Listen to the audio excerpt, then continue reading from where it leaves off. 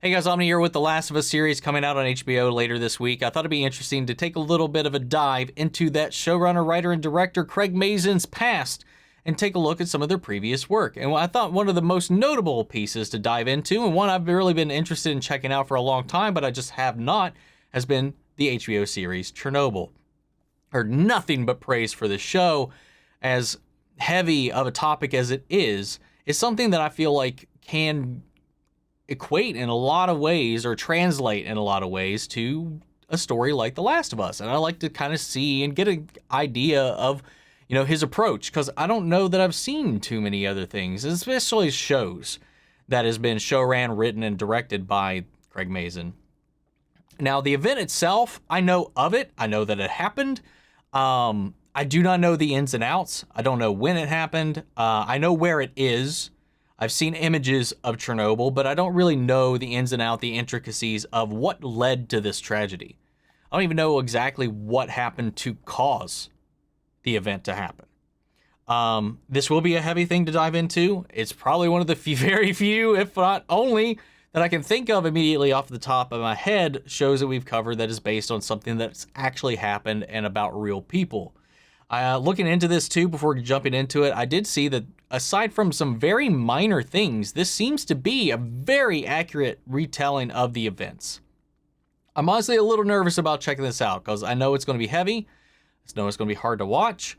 I don't know how much of this is going to be viable on YouTube with the recent guideline changes, but we will find out. This will be a little bit of an experiment, but I've really been wanting to check out this show, and with the way the channel's been going and stuff like that, and me sharing all of my experiences with you guys, I'd feel kind of guilty, honestly, if I watched this on my own. So I wanted to watch it with you guys and see how it goes and get a kind of a taste and feel for Craig Mazin's style as we lead into The Last of Us this weekend, which we also will be reacting to here on the channel. So stick around and subscribe if you're not already. Make sure to leave a like if you enjoyed this reaction, and if you want to see the full-length reaction, you can check it out over on Patreon, or if you become a member of the channel, it gets you access as well. It's a watch-along format, so you will need your own footage to sync up with the time codes and reaction to the entire episode. You also get the same thing for all the other shows and movies that we cover here on the channel. You also get to suggest and vote on what movies we react to each month. We got monthly Q&As, behind-the-scenes footage, or trying to make it worth your while since you are going to support the channel. But of course, I know not going to do that. And so we can upside is just by engaging here on the channel itself. But with that all said and out of the way, guys, let's check out the first episode of Chernobyl. It looks like the title of the episode is a timestamp. I'm assuming this when the whole thing actually kicks off. It is 1:23:45. Here we go. In these stories, it doesn't matter who the heroes are. All we want to know is who is to blame. April 26, 1988. This is only a few weeks after I was born. There was nothing sane about Chernobyl. What happened there, what happened after, even the good we did, all of it. Madness. I've given you everything I know. I'll deny it, of course. Oh, is he whistleblowing?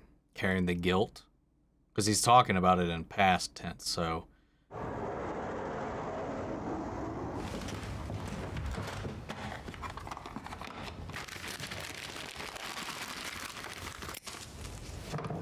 I'm that finicky about how things are laid out, too.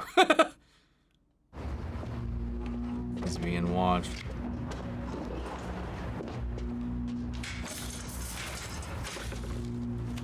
I wasn't sure if he actually was or he was just being paranoid, but that's smart.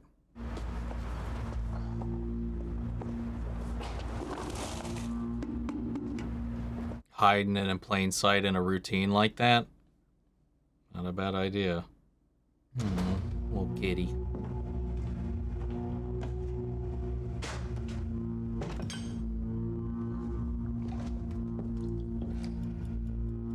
Oh, the clock. It's almost the title of the episode. Oh my God, the score is giving me anxiety right now.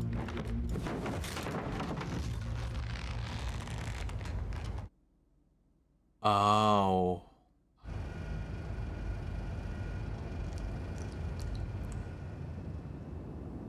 That was a confession then. Wow. What an intro. Oh my Lord. 2 years, 1 minute earlier.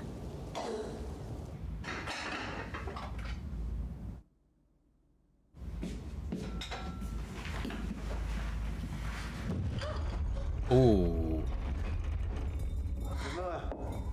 Oh, that's so eerie. I know that's how sound works, but like the fact that you saw the explosion long before you heard or felt it, that was so haunting.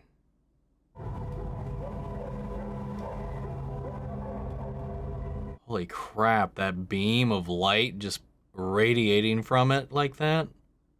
There is no core. It exploded. The core exploded.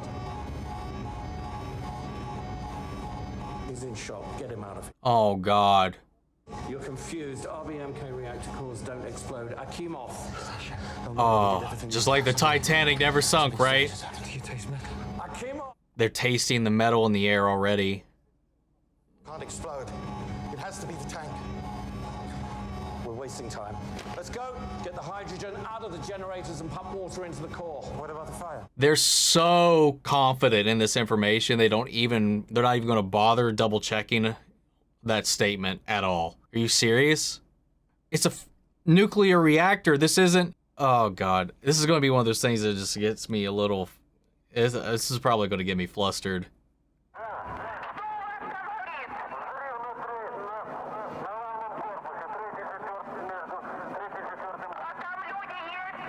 Are these real transmissions? Are they bombing? It's 3.6 Ronkin. That's as high as it goes. Look at one's locked in a safe. I don't have a key. Oh, it's capped out the meter. Your face. Oh, he's already starting to show. 604. Go. We need to get everyone out.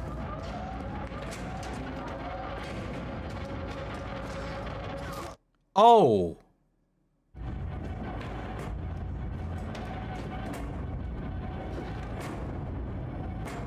Okay, I was like, I don't know if that was the score or if that was actually in the scene.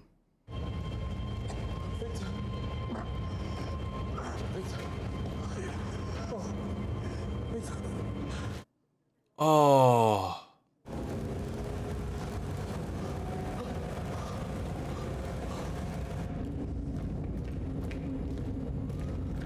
The whole area is just eradicated. I don't give a shit about the panel. I need water in my reactor core. Get down there and make sure those pumps are on. Now. He's gonna send more people down there?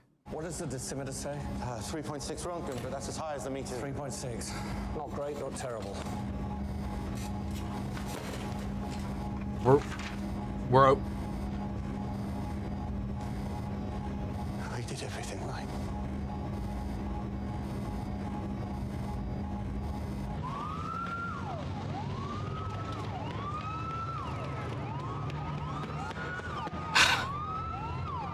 Oh my God, this is gonna get me, man.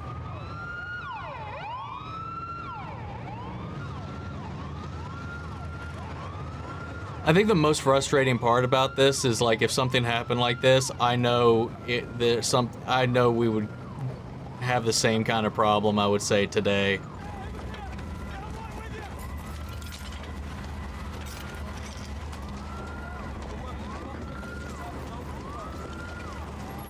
Man, the production value alone and the sound design so far, stellar.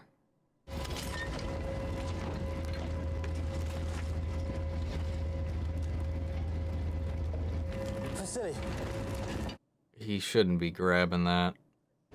you taste metal. Yeah, what is that? I don't know. Oh, his hand.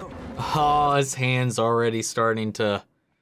Whatever that was, it had to have been from the core. We saw it still, like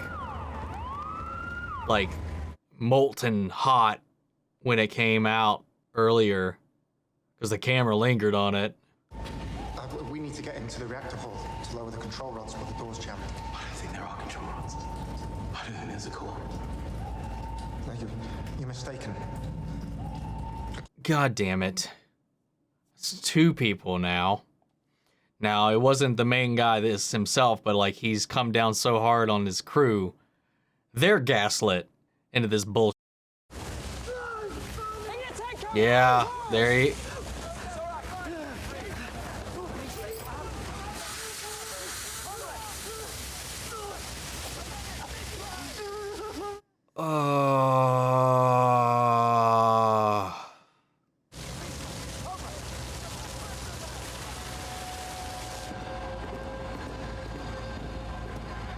You know, if this was like anything else, like a fictional story, maybe some of this stuff wouldn't be getting to me as much, but because this is something that actually happened, that people actually dealt with, that also could actually happen again at any point, really, it just makes it that much more, I don't know, I don't even know have a word to describe what I'm feeling at the moment.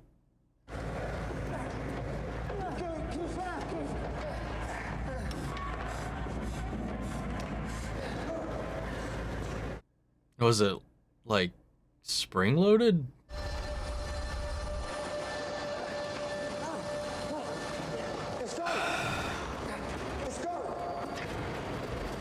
Now you believe him, don't you? Oh, what? Did he get stabbed, or was that just from the radiation on that door? Oh my God, dude. I don't think you should go. It could be dangerous. It's a fire. It's over there. We're over here. Mikhail. What? They're bringing a baby to go closer to look at it. He'll be fine. Get some rest. I'm actually getting a little nauseous. See, she's just got a sinking feeling about it. Everybody else is just so complacent and comfortable because it's been safe and fine up until this point. I looked right into it. I looked into the core. Did you lower the control rods or not? Did you hear him? He fell. He's delusional. His face. Dude, you're delusional. How many times do I have to say it?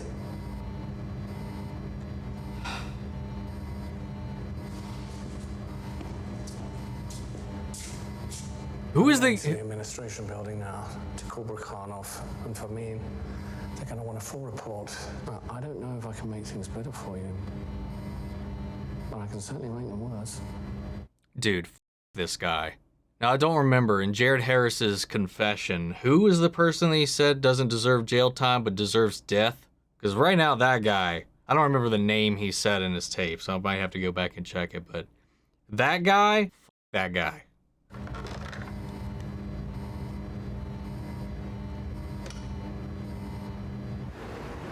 Like, this isn't like a hydroelectric dam, man. For f***'s sake.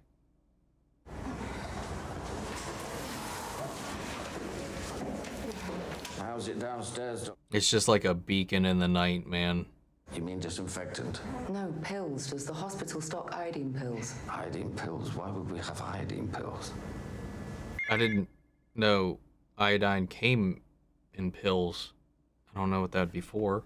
It's got to be something that's going to come back up, though. Of course, I want you to call him. If I'm up, he's up.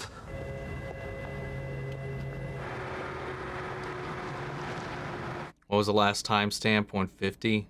All this has been in like, what, 25 minutes then? Whatever the cause, the important thing is that neither you nor I... Oh, it's 2:30 now. What about radiation? Obviously down here is nothing but in the reactor building. I'm being told 3.6 Röntgen per hour. Well, that's not great, but it's not horrifying. Not at all. From the feed water, I assume. Are you serious?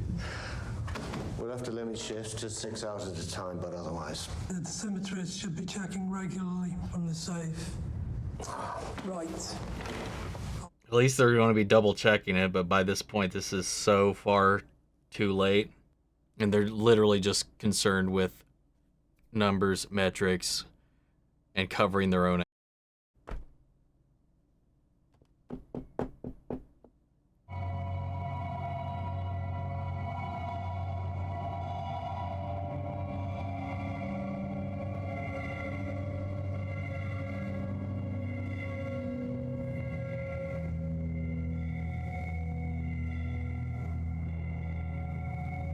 Dude, the direction during that scene with this backing track, this score, the deceptive beauty of the situation, the snowfall, the bright, colorful lights, the warmth. And that's what's going to kill these people, man. That's what's going to kill those kids. It's so well done.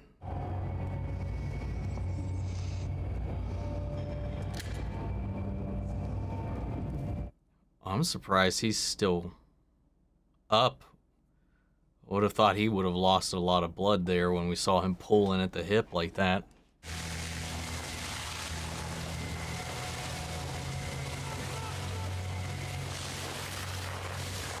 The water is at least finally reaching down there.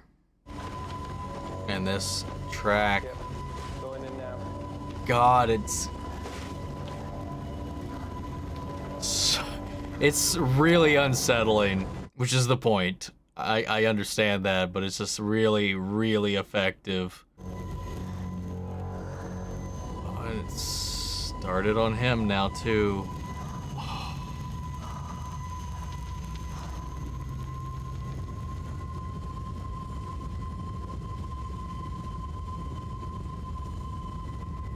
What is that, like, bluish glow emanating out of it like that? Like, it just looks so otherworldly. Like, I don't know what that is. So eerie.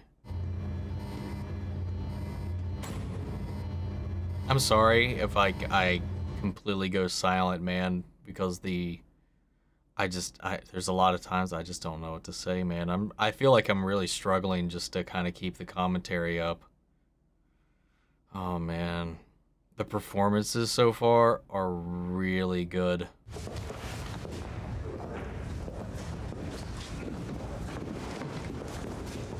Gentlemen, welcome. God, Please, watching the time just pass as nothing is happening. first, the accident is well under control. Second, because that we ensure that this incident has no adverse consequences.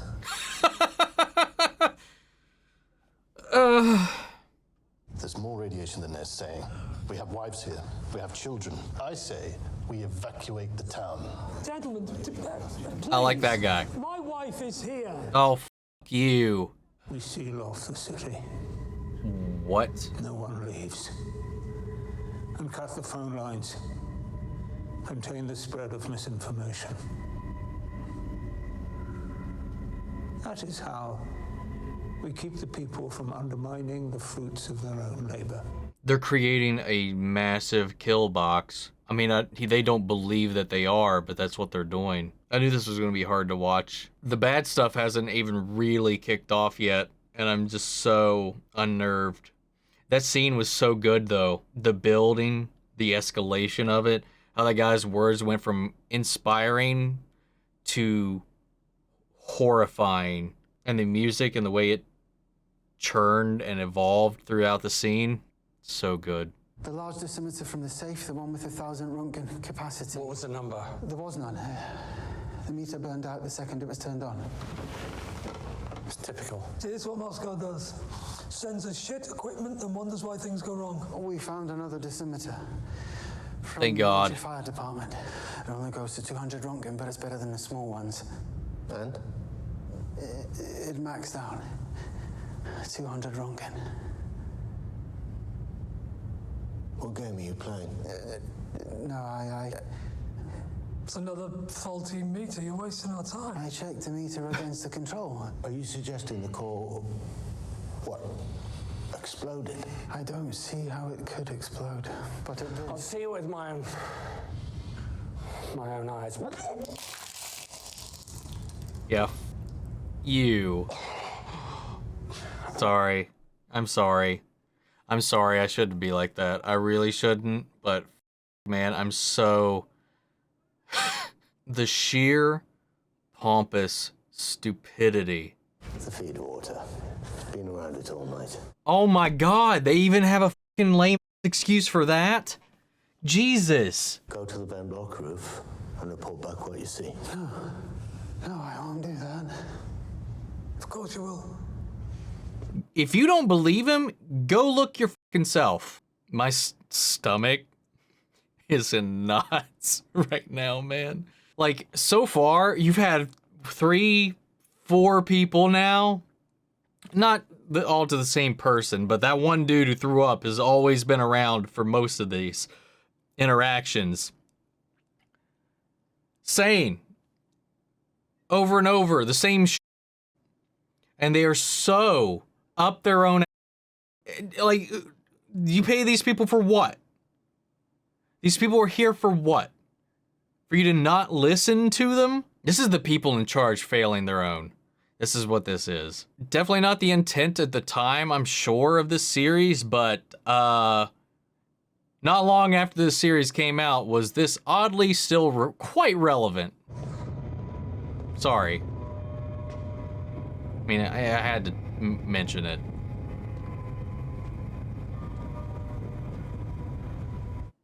They literally had a military escort make sure he went up to this rooftop and looked into this chasm. Oh, he's already got burns.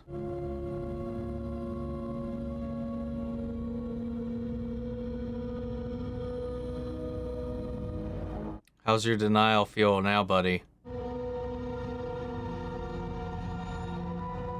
Like, look at the detail on that speckling there. And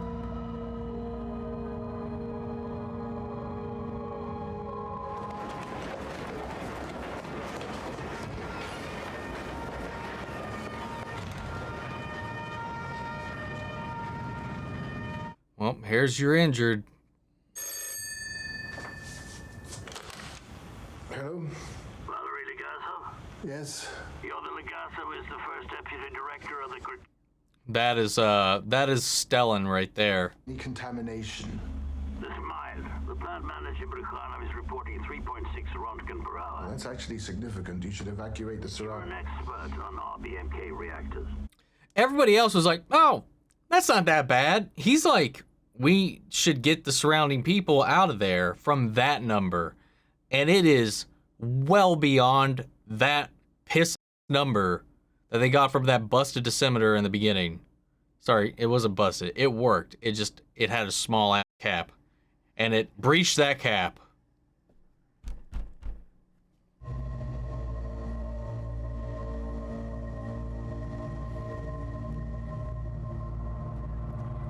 The shadow of this is literally heading towards the town. It is quite literally a dark shadow is about to loom over this town. That is so poetically on point. I mean, also probably exactly what happened, but I'm talking like thematically, artistically, metaphorically.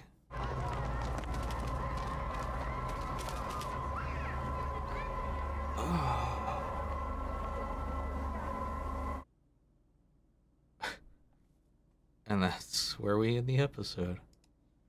I'm gonna have to step away for a second. I have to. That was episode 1. I knew that this was going to be a heavy watch before we started this, but I think I underestimated how much it would get to me. The hubris of this entire operation and just how all this bureaucratic red tape and these people in charge just looking to make sure they are not the ones to blame. And I think that kind of echoes back to the opening of the episode a little bit, where he was talking about everybody was kind of just looking for who do we blame for this. We see like all these people in such denial. That can't be the case. That can't happen. Blah, blah, blah. Whatever they need to say to make themselves feel better and the people around them feel better.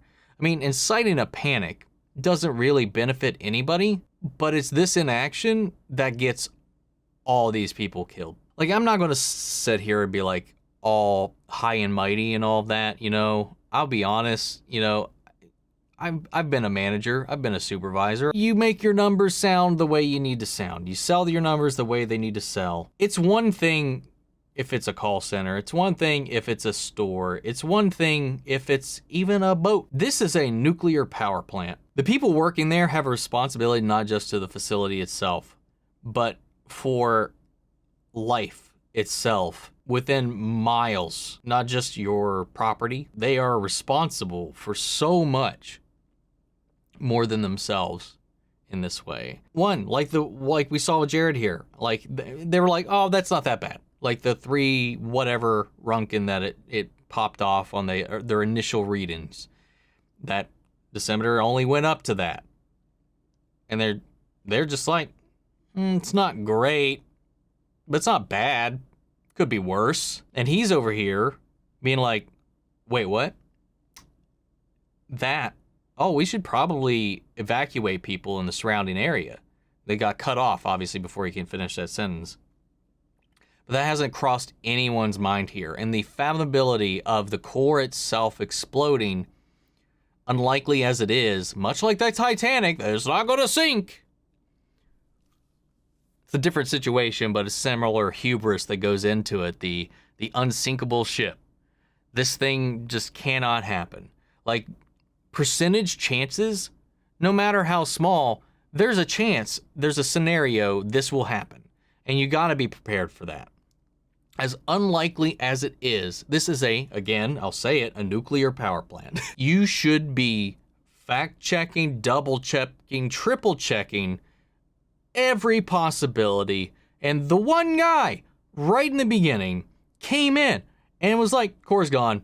And what happens? The supervisor, that manager, I don't remember his name right now, it's like, he's delusional. It's not real. Can't happen. Get out. And he just has them taken away. People upon people end up coming into this chain of command saying, this core no longer exists. And all the way up to this last dude who finally, through all of this bullshit, found a higher capacity decimeter. One that went up to 1,000. That one burned out immediately. Immediately dismissed. It must be faulty then. There's no way it could be high enough for it to burn out. It's faulty equipment. We thought about that, so we grabbed another one. This one only goes up to 250 or whatever he said it was. So we tried that. And they were like, okay, well, what'd that one say? Well, it maxed out. Stayed on, did not fry, but maxed out.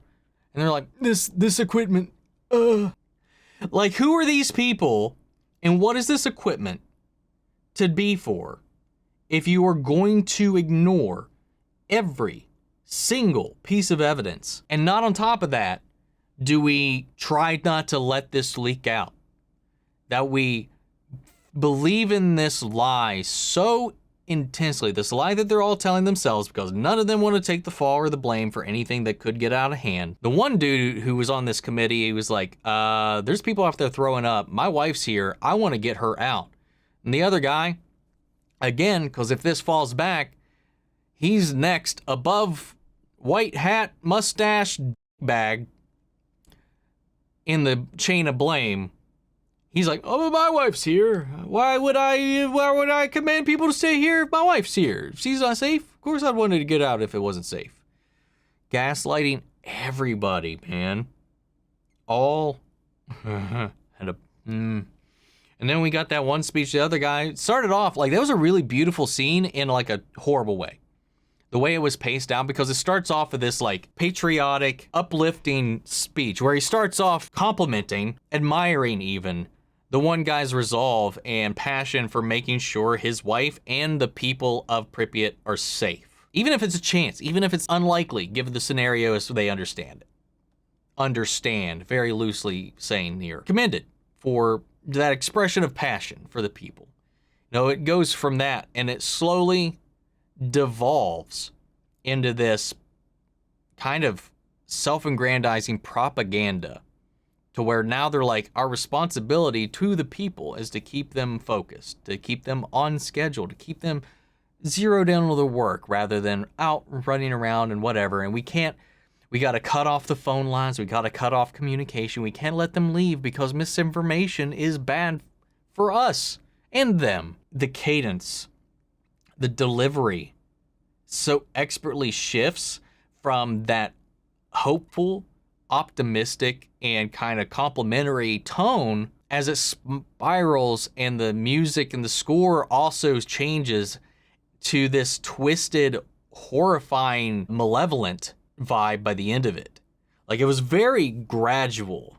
It was a really good scene, and the execution from all standpoints was just really well crafted at exactly like encapsulating what this is and what we are watching right now. The production value is also so good. The entire score so far just backs the unnerving anxiety that we as the audience, because we know what happens, it just induces this as we are watching this. And in these moments, these long lingering shots as these people are kind of just casually approaching this horrific disaster just makes it that much more unsettling that it's not being taken with the horror and the seriousness that it is, to the point where word is not spread to the town, and you have the townsfolk thinking this is just a normal fire, taking in the light, the heat radiating off of this event. The ash falling is just being seen as this like beautiful, like not snow, but it's being treated as such. You see the children running and playing in it, and this is poison.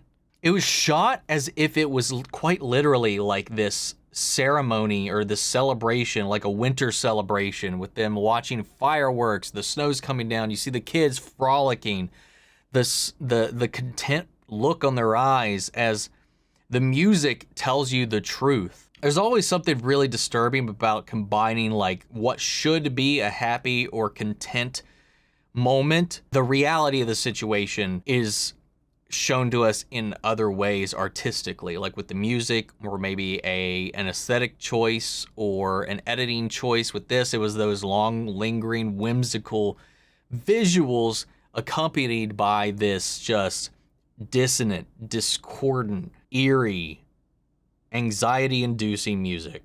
It was so well done, and my God, that scene, many scenes in this physically twisted my stomach. There was one time I almost cried just out of anger at some of the outcomes happening here. And again, if it makes it into the edit, I don't know if it did or not, but like I mentioned at one point that like I can have a gut reaction and stuff. I can take like fiction very seriously because I'm a very empathetic person just at my core. I really am. Like I can feel things intently. I'm not great at showing my emotions to other people around me, but that doesn't mean I don't feel anything. And that's one of the things when I connect to these mediums, when I connect through art, it just happens in a very visceral way. That's why you'll see me crying at Star Wars, crying at The Flash, and all kinds of other stuff. But like it's different. And I said this going into it, I knew this going into it, that this is going to be a very different show that we've covered here on the channel. And I do think that in a lot of thematic ways, and especially production-wise and like kind of the aesthetic and general concepts, there are a lot of parallels that I could see why Craig Mazin maybe it went from something like this to something like The Last of Us. Even he was saying like as far as video games go, it's the most cinematic and beautifully written story of our age. And I do agree with that, especially the first game, man. And I do see a lot of the ways that parallels, but there's this line that I underestimated when we were getting this, because this is something that happened. This is something that people experienced. This is something that people failed others, and that failure resulted in, as we saw in the opening of this, the survivor's guilt of the situation, the things he witnessed, the processes, the stakes there within, and what we are still yet to witness are the things that made this man on tape confess his sins, and he could no longer live with himself, knowing that they let this happen, while everybody else was content to hush it up, dodge the blame, and try to avoid this. I was looking this up before we were watching this because I was curious, because I remember maybe a few years ago saying that like radiation levels are somewhat safe. Like you can't live there. You still cannot live there. Wildlife is returning to the area. I did confirm this too. You can actually visit the reactor now. We are 40 years, give or take, for this to be at least walkable. I think more recently than that, you could go take tours of it. I think from what I remember reading, it was like, it's not safe to be there like unprotected more than like a few days. Like you can't stay there. I think you could take like a couple day, I think there's like a 2-day tour you can take of the ruins of the town and all of that, but like you still can't live there is the thing. This land is damaged, not permanently. If I remember right from some of my reading back on like the testings of like the H-bomb and stuff like that from like some old Area 51 books and stuff I read of like the electrician committee or whatever doing all these testings. I think it takes like 100 years, give or take, for the fallout to finally give out. I could be completely off on that. I could be misremembering that, but we're really only halfway through that being livable, I would say, by any stretch of the imagination. I didn't think it was this recent, 2 years before I was born. For some reason, I thought it was much further back than that. I thought this was like something that happened in like the 70s or something like along those lines, maybe that territory. But guys, this was just the first episode. We have 4 more to go, and I only know it's got to get worse. This is just the start, and I don't know if I'll make it. I don't know how this is gonna go, but I'm gonna see it through. I hope you enjoyed the reaction. If you did, leave a like. I would really appreciate it. Drop a comment. Let me know your thoughts down below, and please correct me on anything I said throughout this reaction or in the recap here. I'm pulling from my memory, and my memory isn't always the best, and sometimes you just don't know what you read or whatever. But yeah, help me out. I would love as many facts as you can provide about the actual situation, episode to episode, as we kind of go through this thing. So guys, sound out the comments. Let me know your thoughts down below. We'll carry on the conversation after the video. Remember, if you want to see the full-length reaction, check it out over on Patreon, or if you become a member of the channel, it gets you access as well. And speaking of, before we go, I want to shout out our channel edits: Benny Sherritt, Ryan Carrot, Philly Vane, York, Corey Scott, Margaret Grace, Melito, Robert Anguiano, Raven McCann, Jeffrey Hale, M. Sephiroth, Jake Contrell, and Amy Becca. Thank you guys so much for continued support. But that's it for this video, guys, and I'll see you all in the next one. Take care, everybody.